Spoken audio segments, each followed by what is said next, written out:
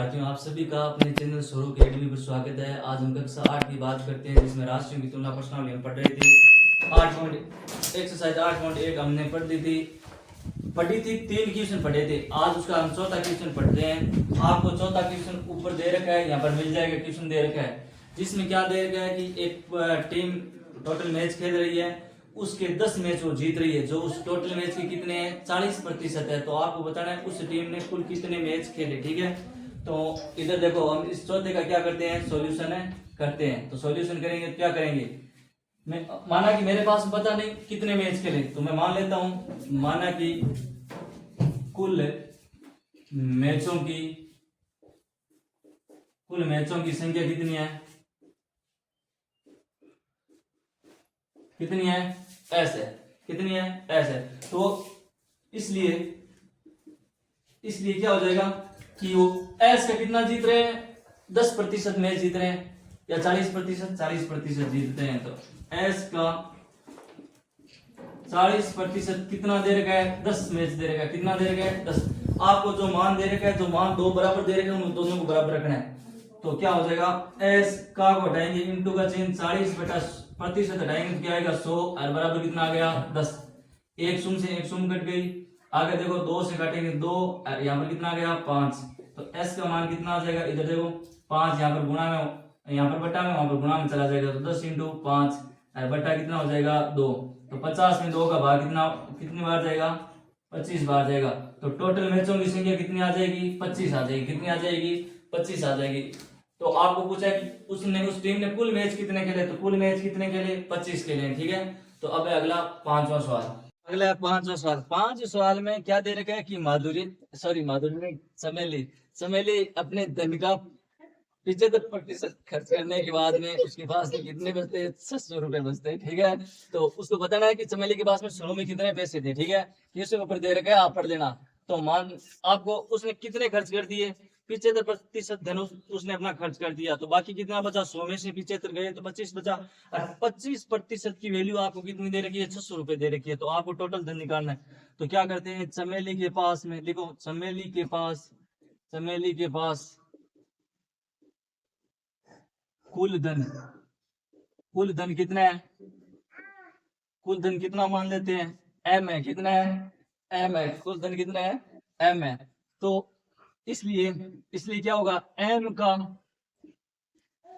का उसने क्या किया, इधर देखना कि एम का मतलब टोटल उसके पास में, वैसे परसेंटेज में कितना था, 100% था। तो मैं यहाँ पर 2 बार लिख रहा हूँ कि 100 में से उसने कितने खर्च कर दिए, 75। तो उसके पास में कितने प्रतिशत धन बच गया है, 25% धन बच चुका है। ठीक है, तो आपको इस 25% धन का मान कितना दे रखा है, 600 रुपए दे रखा है। तो इसलिए एम का 25% का मान कितना दे रखा है, 600 रुपए दे रखा है। कितना दे रखा है, 600 रुपए। तो एम का मान निकालेंगे तो क्या हो जाएगा, एम इंटू 25 बटा परसेंट हटाएंगे तो बटा में क्या आएगा, 100 आएगा। और बराबर कितना आ गया, 600 रुपए।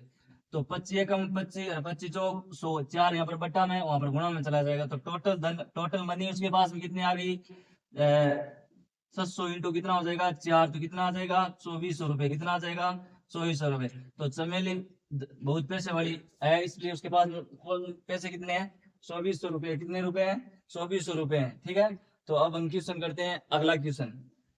अगला है छठा सवाल किस खेल से संबंधित है। अलग अलग खेल दे रखे हैं कि क्रिकेट को पसंद करने वाले लोगों की संख्या 60% है, फुटबॉल को पसंद करने वाले लोगों की संख्या 30%। अब बताइए बाकी लोग है वो 10% बचे हैं, वो किन को अदर खेल को पसंद करते हैं। अगर एक शहर की जनसंख्या मान लो 50 लाख है, तो आपको अलग अलग खेल की जनसंख्या बतानी है। बहुत इजी क्वेश्चन है, ध्यान रखना।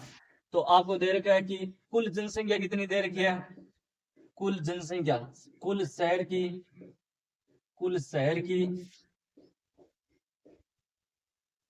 की जनसंख्या कितनी है, 50 लाख है। कितनी दे रखी है, 50 लाख दे रखी है आपको। ठीक है, तो आप क्या करोगे, इस 50 लाख आप पहले क्या निकालोगे, क्रिकेट को पसंद करने वाले, क्रिकेट को पसंद करने वाले लोगों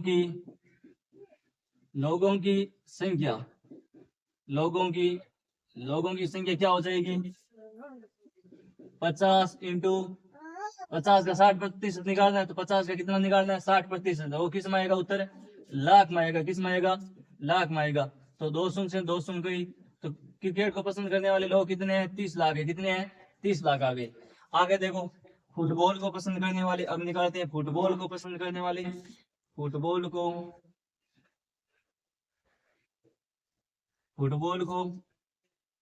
पसंद करने वाले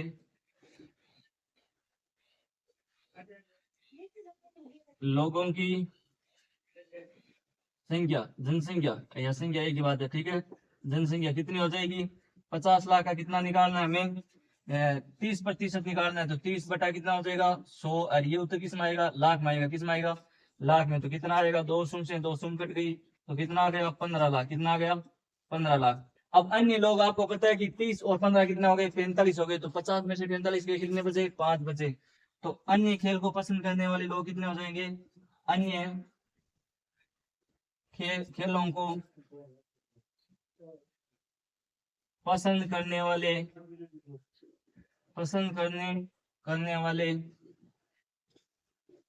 लोगों की संख्या। तो लोगों की संख्या कितनी हो जाएगी, लोगों की संख्या, अब देखो परसेंटेज निकालेंगे, 10% बच गए। तो 50 लाख का कितना निकालना है, 10%, 10 बटा 100, 2 शून्य से 2 शून्य गई। तो कितना आ गया, 5 लाख। कितना आ गया, 5 लाख। तो ये आपकी एक्सरसाइज 8.1 कंप्लीट हो चुकी है। अब इसमें हम आगे क्या है कि 8.2 पढ़ेंगे, जिसमें आपको उत्तर यानी आपको फॉर्मूले समझाए जाएंगे कि फॉर्मूले कौन कौन से यूज होंगे, कौन कौन से नहीं होंगे। आगे हम बात करते हैं अब 8.2 के। 8.2 में हम एक्सरसाइज 8.2 की क्या करते हैं, बात करते हैं। 8.2 में हम क्या करेंगे, 8.2 में हम क्या करेंगे, फॉर्मूलों की बात करते हैं। पहले क्या करेंगे, फॉर्मूलों की बात करेंगे। तो पहला फॉर्मूला हम बात करते हैं, बटा या छूट। बटा या छूट, ये फॉर्मूला इंपॉर्टेंट है, ठीक है। बटा और छूट, बटा और छूट। बटा और छूट क्या होता है, बटा और छूट होता है कोई चीज पर हमने कितने में छूट दी। आप किसी दुकान में गए हो, दुकान में आपको क्या होता है कि एक फिक्स कंपनी द्वारा रेट फिक्स की जाती है कि इस सामान की इतनी रेट है। जैसे आप किसी दुकान में गए और दुकानदार ने बोल दिया कि ये मान लो चप्पल है, वो चप्पल 100 रुपए की, आप नकदी लोगे तो आपको 10 रुपए की छूट दे, या आपको 20 रुपए की छूट दी जाएगी। वो छूट होती है, वो किसके रूप में होती है, बट्टे के रूप में होती है। तो छूट किसके लिए रिप्रेजेंट की जाती है, यानी अंकित मूल्य होगा, यानी उस पर एमआरपी होगा। अंकित मूल्य में से क्या घटाना है, अंकित मूल्य उनमें से क्या घटाना है, विक्रय मूल्य। यानी आप जो लास्ट यूज हो उसको प्राइस देखो, उसके हम क्या बोलते हैं, विक्रय मूल्य बोलते हैं। तो बट्टा या छूट का फॉर्मूला क्या बन गया कि अंकित में से क्या घटाना है, विक्रय मूल्य। आपको जो प्राइस कंपनी द्वारा निश्चित की गई है वो अंकित मूल्य है, उस दुकानदार को आपको दोगे तो वो कौन सा हो जाएगा, विक्रय मूल्य हो जाएगा, ठीक है। तो अंकित मूल्य में से विक्रय मूल्य घटेगा तो क्या आएगा, बट्टा या छूट आएगा, ठीक है। बट्टा या छूट परसेंटेज में निकाल दिए तो वो भी निकलेगी। अन्य इन सब की बात करते हैं, ठीक है। क्रय मूल्य क्या होता है, क्रय मूल्य होता है किसी वस्तु को खरीदना। किसी वस्तु को क्या करना, खरीदना। हमारी आम भाषा में बोले तो किसी वस्तु को क्या करते हैं, खरीदते हैं। और खरीदने का अर्थ है, दूसरी बात है। और हमारी सामान्य भाषा में क्या बोलते हैं, जो जेब से में से लगते हैं उसको हम क्या बोलते हैं, क्रय मूल्य बोलते हैं। अंग्रेजी में बोलते हैं कॉस्ट प्राइस, यानी सीपी बोलते हैं। तो सीपी किसको बोलते हैं, क्रय मूल्य को बोलते हैं। जो हमारे जेब से लगने वाला पैसा होता है उसको हम क्या बोलते हैं, क्रय मूल्य। और उसके बाद में होता है विक्रय मूल्य। यानी विक्रय मूल्य कौन सा होगा, किसी वस्तु को मैंने कितने में खरीदा और कितने में बेचा, यानी बेचने वाली जो प्राइस होती है वो क्या होती है, विक्रय मूल्य होती है। उसको इंग्लिश की भाषा में क्या बोलते हैं, सेलिंग प्राइस बोलते हैं। क्या बोलते हैं, सेलिंग प्राइस बोलते हैं।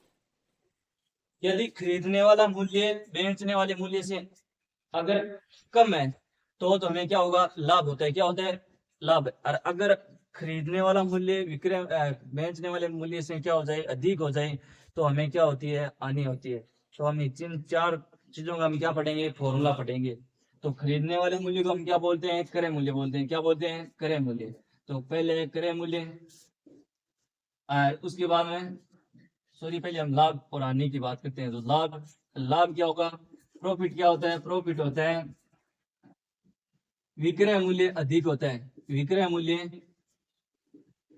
मूल्य में से माइनस क्या करते हैं, क्रय मूल्य करते हैं। क्या करते हैं, क्रय मूल्य। यानी खरीदने वाला मूल्य बेचने वाले मूल्य से अगर कम हो तो हमें क्या होगा, लाभ होगा। जैसे मैंने एक भैंस 30,000 में खरीदी और 35,000 में बेच दी, तो मेरे को कितने का मुनाफा हुआ 5,000 का, कितने का हुआ 5,000 का। तो ये 5,000 किसको रिप्रेजेंट कर रहा है, लाभ को रिप्रेजेंट कर रहा है, किसको कर रहा है, लाभ को। जैसे माधुरी ने एक कार 1 लाख में खरीदी और 1.5 लाख में उसको क्या कर दिया, आपने बेच दिया, तो उसे कितने कितने रुपए का लाभ हुआ, 50,000 का लाभ हुआ। वैसे माधुरी दीक्षित ऐसी बहुत पैसे वाली है, तो 50,000 रुपया तो उनके लिए क्या है, नॉर्मल है, ठीक है। आगे हम निकालते हैं लाभ प्रतिशत। क्या निकालते हैं, लाभ प्रतिशत का फॉर्मूला। और लाभ प्रतिशत का फॉर्मूला क्या होगा कि जितना लाभ हुआ है उसमें, और लाभ हमेशा किस पर होगा, क्रय मूल्य पर होता है। याद रखना चाहिए, लाभ हो चाहे नहीं हो, हमेशा किस पर होता है, क्रय मूल्य पर होता है। तो बटा में क्या आएगा, क्रय मूल्य, इनटू क्या हो जाएगा, प्रतिशत निकालेंगे तो हमेशा किससे गुणा करेंगे, 100% से गुणा करेंगे। आगे होता है लॉस, हानि। हानि कब होगी, हानि कब होती है, हानि तब होती है जब खरीदने वाला मूल्य बेचने वाले मूल्य से क्या हो, अधिक हो। तो क्रय मूल्य में से क्या घटता है, क्रय मूल्य में से हम क्या घटाते हैं, विक्रय मूल्य। क्या घटाते हैं, विक्रय मूल्य। तो हमें क्या होगा, हमें क्या होती है, हानि होती है। जैसे मैंने एक मार्कर 100 रुपए में खरीदा, 100 रुपए में खरीदा और मैंने 80 रुपए में बेच दिया, तो मेरे को कितने की हानि हुई, 20 रुपए की क्या हुई, हानि हुई। आगे मैं क्या निकालता हूँ, हानि प्रतिशत निकालता हूँ। क्या निकालता हूँ, हानि प्रतिशत का फॉर्मूला क्या हो जाएगा, जो मेरे को हानि हुई है उसमें मैं किसका भाग लगा दूं, यानी हानि हो चाहे लाभ हो, किस पर होता है, क्रय मूल्य पर होता है। किस पर होता है, क्रय मूल्य पर होता है, ठीक है। और गुणा मैं किससे कर दूंगा, 100% से। किससे कर दूंगा, 100% से, ठीक है। आगे हम फॉर्मूला किसका पढ़ते हैं, क्रय मूल्य विक्रय मूल्य का, ठीक है। अगला है क्रय मूल्य का फॉर्मूला। किसका है, क्रय मूल्य का। और क्रय मूल्य किसको बोलते हैं, जो खरीदने वाला जो मूल्य होता है उसे हम क्या बोलते हैं, क्रय मूल्य बोलते हैं। क्या बोलते हैं, क्रय मूल्य। तो क्रय मूल्य का फॉर्मूला क्या होता है कि विक्रय मूल्य इंटू विक्रय मूल्य इंटू विक्रय मूल्य इंटू क्या होता है, क्रय मूल्य इंटू 100 बटा में क्या हो जाएगा, 100 प्लस माइनस आर होगा। आर क्या है, लाभ या हानि होगी। आर प्लस होगा तो आपके लिए लाभ है, आर का मान क्या हो जाएगा, लाभ होगा। और अगर माइनस है तो क्या होगी, हानि होती है। क्या होती है, हानि होती है, ठीक है। ऐसे मान किसका निकालते हैं, विक्रय मूल्य का। किसका मान निकालेंगे, विक्रय मूल्य। और विक्रय मूल्य का फॉर्मूला क्या होगा, विक्रय मूल्य बराबर क्या होता है, क्रय मूल्य इंटू 100 प्लस माइनस आर बटा में क्या आ जाएगा, 100 आएगा। कितना आएगा, 100 आएगा। और विक्रय मूल्य को क्या बोलते हैं, विक्रय मूल्य को बोलते हैं बेचने वाला मूल्य। किसी वस्तु को बेचने वाले मूल्य को हम क्या बोलते हैं, क्या बोलते हैं, विक्रय मूल्य बोलते हैं। तो इतने फॉर्मूले 8.2 में यूज होंगे। अब हम 8.2 स्टार्ट करेंगे, ठीक है।